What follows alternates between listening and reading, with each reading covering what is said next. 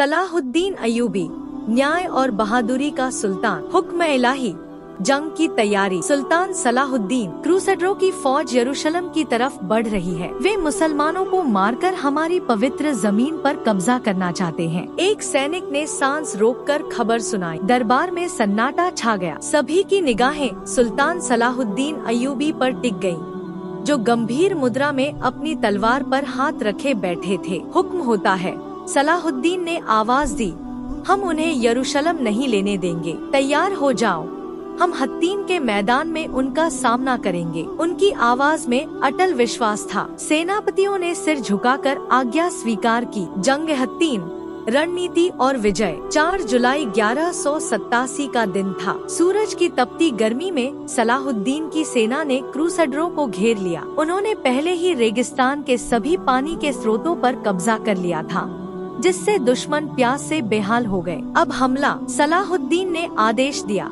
अल्लाहू अकबर की गर्जना के साथ मुस्लिम सेना टूट पड़ी। तीरों की बौछार, तलवारों की झनकार और घोड़ों की टापों से जंग का मैदान गूंज उठा। सलाहुद्दीन खुद आगे बढ़कर लड़े।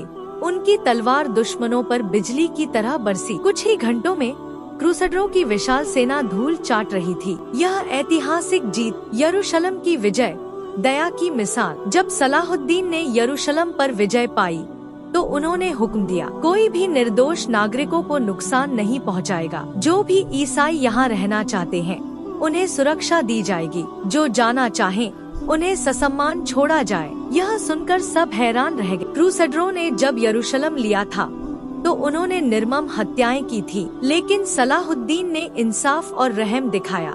एक बूढ़ी माँ का दर्द। एक दिन एक ईसाई महिला सुल्तान के दरबार में आई। वह रोते हुए बोली, मेरे बेटे को गुलाम बना लिया गया है। वह मेरी एकमात्र संतान है, कृपया उसे छोड़ दे। सलाहुद्दीन ने तुरंत हुक्म दिया, इस महिला का बेटा तुरंत आजाद किया जाए।